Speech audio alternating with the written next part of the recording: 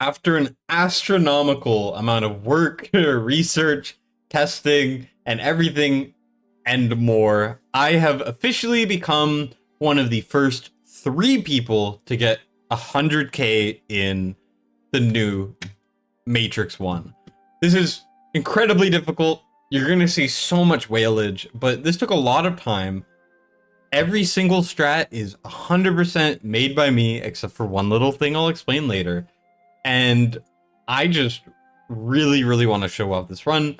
I'm very, very proud of it, obviously, and I want to share it with y'all. So, Matrix 1, super, super hard content, way, way, way overtuned, needs a change. 100k is the 3rd lowest chest, and this requires Awakening's gear and strategy. And I am running the weirdest freaking physical. No one is running anything even close to the way I'm running it. And the magic is currently on the server that is the main server, the global server. I have by far the highest magic damage.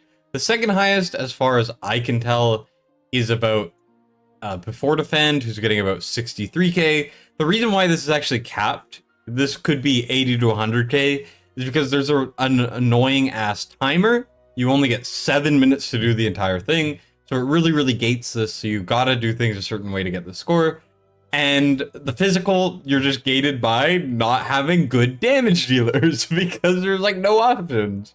So, I just want to go over this run and talk about it a bit. This is not a guide, this is just a showcase of something I'm proud of, once again. And yeah, just a quick little plug here. I spent the entire day doing Matrix 1 takeovers. As you can see, the number 1.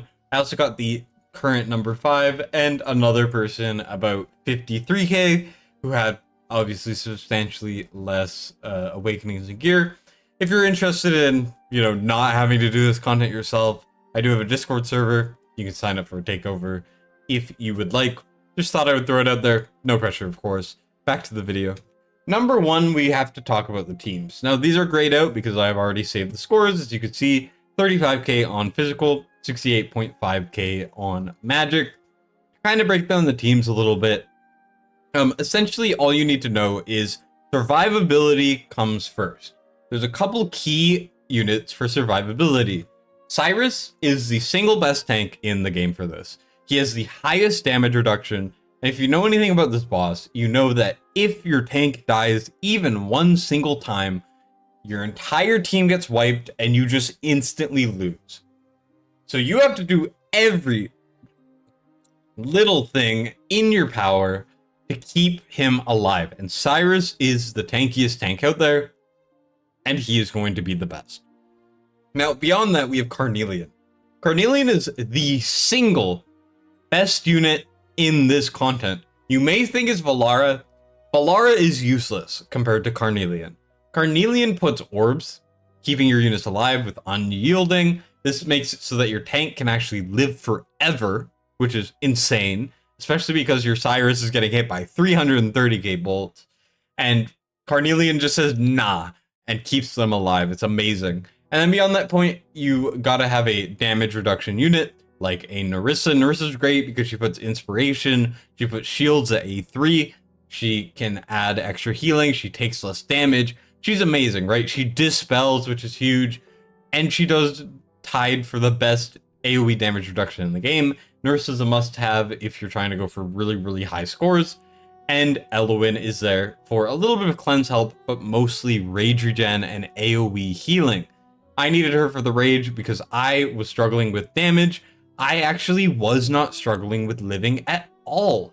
I built everyone with no HP just because I wanted to do damage, and it worked. But of course, I needed more, so I used Elowen instead of Aelin, and it worked great. And then the rest of the DPS is just like Lord. Demi does a really good damage. Then we have Bubba as the inspiration, Kriya, Magda, Anora, and Valara, obviously main damage dealers. And if you look at the magic, 68k, and I'll have to show you guys the damage later. The damage scoreboards are bugged over here. Then for the physical, we're doing Northerner and Piercer. Now the number 1 person actually is at about 115k. It is Winela from Asia server. The guy's absolutely cracked. His account's insane, and he's insane at pretty much all boss content. Always has been. He should be getting 120k next week. He accidentally locked things in, and he's actually running Watcher here. Now, you may see that Neja doesn't have a Lord. Neja is the single best DPS for this by far. And then beyond that point, we have Elder as a Lord and a DPS. Ardia's amazing. You could use Lubu, but for this, I had more success with a Iovar, which is single target, so it shouldn't be good, but he actually does really work. And then Nyx. And then I also had Airless to try to keep Rokir alive, Draylen to try to keep Rokir alive, Aelin to try to keep Rokir alive, and then Diao-chan to try to keep Rokir alive and give inspiration. Rokir still died. It was crazy. So without Carnelian, which you gotta put on your main team, which is gonna be probably Magic, you gotta have a ton of support on the physical to keep him alive. Now, you may see that this is actually not the highest physical on this server. We actually have Cobalt. Now, Cobalt may be the best account in the game. I mean, this guy is really, really good. Super nice guy, too. And he got 41k, which is incredibly, incredibly impressive, using Erling and Tallulah, which is weird. But I couldn't keep my tank alive, so I didn't do it like that. So, let's get into the run. Going into the boss, the main important thing is placement. Placements. So, the placements are a little bit weird. I actually run Aelin in the middle, healing Ardea. She's the only healer for Ardea. Neja's on the right. We have Airless healing Neja. We also have Dolores. Not Dolores, Diao-chan. Diao-chan does not cover Ardea, which is weird. Then I have Iovar and Elder on the left. And I have Nyx and Neja being the only DPS on the right. Nyx and Neja are the two best DPS, apart from Ardea, obviously, on the right. So they are going to essentially duo that. And then on the left, we need a little bit more support because Elder and Iovar are not the best DPS because they're our lords. But Ardea in that spot is so valuable. You can put Lubu on the other side. This is actually something I got from Winela. Everything else was completely by me. I've been working on this pretty much all day since the high score was not even 90. I have been at about like 88, then 90, then 93, then 99, and I had to go grocery shopping, so I couldn't get this out. Basically, you just kind of DPS the beginning. That's all the stages. You gotta DPS the beginning as much as you can. The reason why we need to try to focus this so much is because of the single target damage that your tank takes. The faster you kill the waves, the faster you can stop the boss from freaking wailing on your units. That's it, right? And obviously that's how you get your damage. I'm also trying to optimize a little bit of the in-between phases, because you do still get damage from there, but it's the least important part. So we're just gonna mostly focus on the part where the boss actually has HP. Basically what you're gonna see is I'm going to Aelin ult purely off of Ardea's HP. When Ardea gets low, that is when I Aelin ult. Other than that, I'm spamming the DPS ults. I'm swapping Diao-chan when I feel a bit threatened. And we're just going to be spamming Nyx. We're going to be spamming Neja. We're going to be spamming Elder and Iovar. Draylen is going to go up either when I need a little bit of extra damage, because she is a 1 and it gives damage increase. And the other reason is to keep Rokir alive. Now, something else you might notice throughout this run is I can't cleanse at all. The other run, the magic run you're going to see in a bit, I have 2 cleansers. So these debuffs above everyone's heads basically don't exist. But on this run, they are very, very, very annoying because they, I think, cause continuous damage, if I'm not mistaken, and they are very, very annoying, right? They keep on accumulating over the fight. But in the current climate of physical, you just can't survive long enough to where it matters to cleanse. So basically, Aelin ult to keep Ardea alive. She also helps Rokir damage reduction. Then we also have Draylen with the damage reduction because she is a 1. She will actually cover Rokir in the top right corner. And then we also have Airless for that unyielding and rage regen and good heals. And now we're going to get a little bit to the dangerous part where Brokir's going to start getting hit with astronomically high pieces of damage, and we're going to die. So we're just trying to get as much damage out as possible. I'm going to be using Nyx immediately. If Nyx is A3, she does actually ult almost all the time, and it's really, really good. Now here I actually really choked it by not clicking Brokir ult, because Brokir does get completely melted right here, and he dies. If I ulted, maybe I could have made it to 38k, maybe something along those lines, but I really don't think I was going to go super high. If your tank dies, an AoE blast goes crazy, and it's very hard to live. So as you can see, Ardea died, and now everyone is going to start dying right there. Okay, now that is the physical. Now the physical, very, very difficult. Like I said, there's not a lot of good damage options, and the ones that you do have can't really be used to their fullest potential because you need to try to keep the tank alive, and you just can't use Carnelian. As you can see, I saved it, the 35, because this was the first time I got a score this high, and I knew I could get at least 87k on the other one. That's the damage numbers. Ardea doing work. Neja, the best, even with no lords. Nyx also putting in work. Elder and Iovar aren't doing a ton, but it's not really needed because Ardea shreds so much. And then those are the healing stats if you would like to see them. That's the physical. So let's go over to the magic. Now, compared to the physical, the magic is very cookie cutter. I'm going to start with an auto just to place everything. Basically, all you got to know is because Valara and Anora are so damn strong, they will completely deal with the left. You see that in both physical and the magic, because we have so many support units, we have to have only 2 people on one side and then 3 people on the other. On the right side, we have Magda, we have Demi, and we have Kriya. Now, Kriya is great because she does hit outside of her range. Her ult comes back really fast, and she has these birds that fly around dealing damage and slows and everything. Magda has a very long ult. She buffs both Demi and Kriya, making them stronger, and Demi just shreds in her ultimate and slows on her basics. She is amazing. She's going to be so clutch near the end. At the beginning, I think I kind of messed up not using her as often. I mostly just used Magda. And what you'll see is I'm also trying really hard to deal damage to the in-between waves, because I know that we are going to need to squeeze out as much damage as possible. You're going to see that basically every time the in-between waves end, I'm going to be using Valara and Beelzebub. Beelzebub is there for inspiration. Something very important to note is the right side actually doesn't really need the inspiration very much, because, you know, they have Magda, they have the extra damage. And also Magda has the extra inspiration from Nerissa, permanent inspiration. Same with Valara on the left. But I'm still going to use Beelzebub ults when I need to, because Anora on the left actually cannot be buffed. Now I'll explain it a little bit more in the builds, but Anora is actually the only unit I deliberately built with extra HP. And that's because she does not get damage reduction effects, because they count as buffs. So she takes a ton of damage. That's just something I wanted to mention there. But basically, you know, we got all our healers. Cyrus is in the top right. It's kind of hard to see him. What I kind of noticed with Cyrus is because we have the Carnelian Orb for some extra stability, and Cyrus just naturally has so much damage reduction, I actually was placing the skeletons after he had been hit by the initial hit of the special strike, which is the most single target damage you'll ever take in this game, and he was actually living it very well. And when he would die, it would actually not kill him, which was really weird, and not even strip the orb. So I just kind of waited there.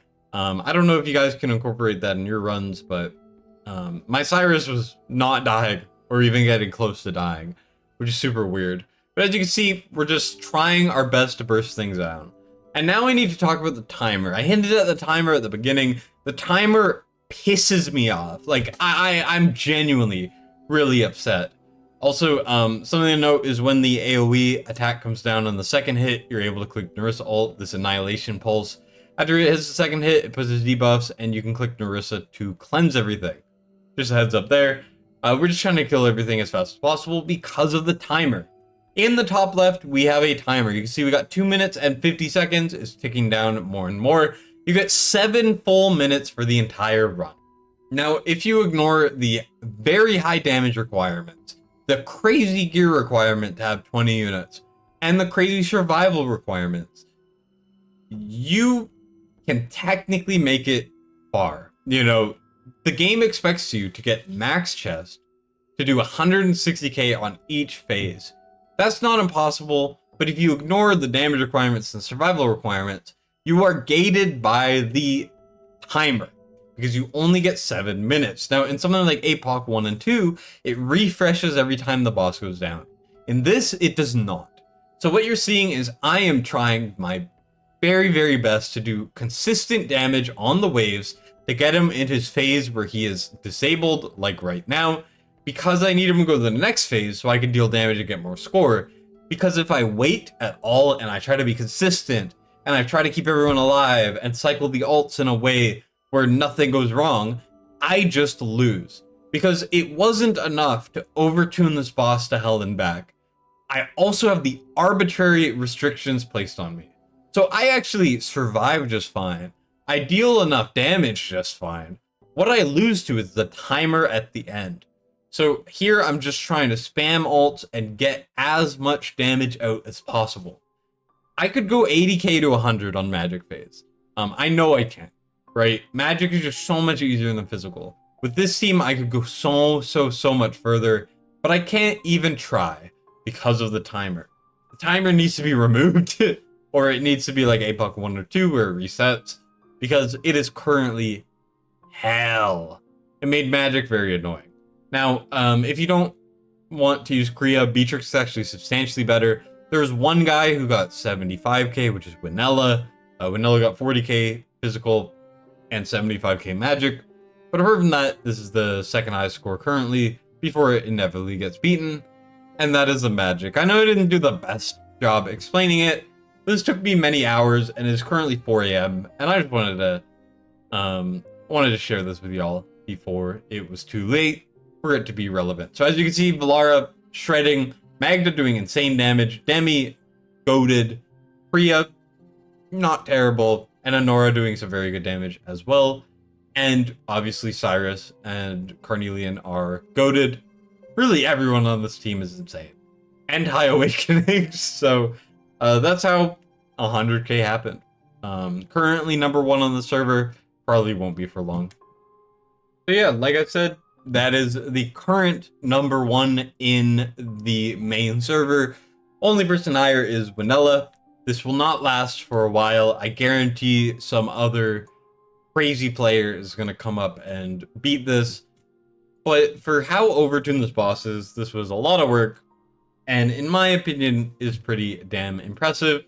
And my reward is I get this stuff. Well, not me, because I am on a friend's account. I asked him if I could do this. He agreed. Better account than me, obviously, you know. I couldn't do this on my account. I don't have Cyrus at all, so it's not even vaguely possible. But yeah, shout out Sondra, shout out Winela for the help with the Ardea placement, which is very nice. Let me go over the gear very quickly before I log out. This is not achievable for a majority of the player base.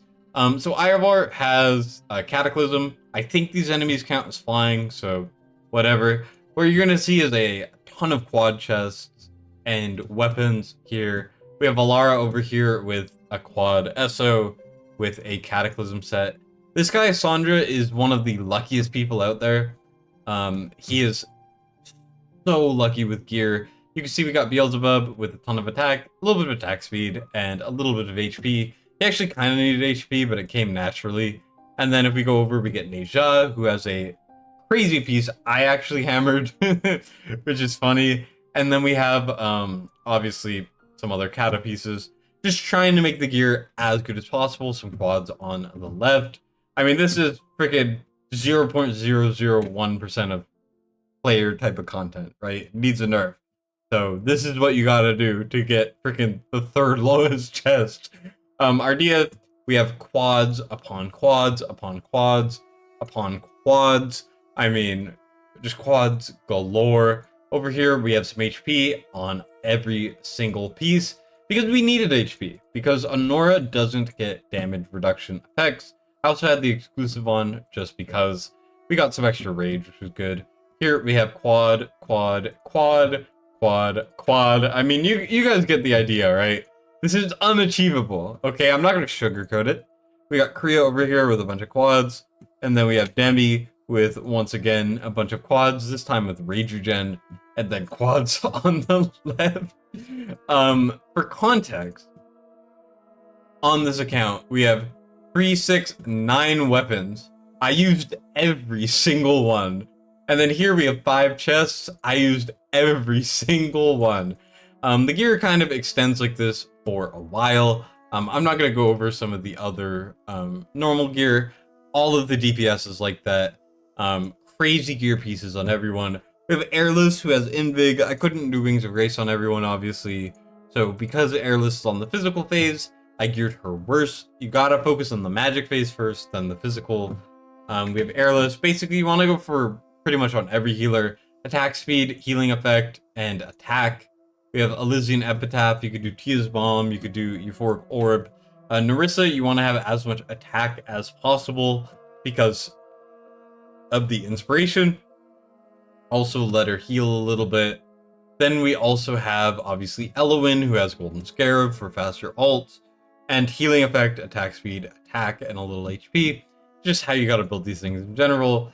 And then, obviously, you need as much attack as possible on Diao-chan as well, and on Beelzebub as well, like I said earlier. I mean, basically, you build the healers a certain way, you build the freaking, DPS a certain way. And then tank-wise, Brokir, I had as much HP and defense as I could with a bunch of Rage Regen, try to cycle ult, Ring for damage reduction. Draylin had extra HP in order to put better shields to try to keep Brokir alive, and Astral Obelisk so she could ult more often. I don't think it was worth it, but I tried it anyways. Cyrus, you have the damage reduction because you really just need to keep him alive, and damage reduction is going to help a ton. Same with Ring here. That's basically how everyone is geared, more or less. Kind of insane gear, I will say. I'm not gonna friggin' sugarcoat it whatsoever. I mean, the gear is bonkers, right? Here, let me just show you one piece that was on kind of a throwaway character. We have this piece. I didn't even use Lubu. I probably should have put this on someone else. You get what I mean, right? Crazy requirements, unrealistic. Still did it though, so I'm proud of it. Just want to show it off once again. Thank you guys for watching. I'll have some more guide-related content on this boss, hopefully. And I'll see you on the next one. Take care. Destined signing out.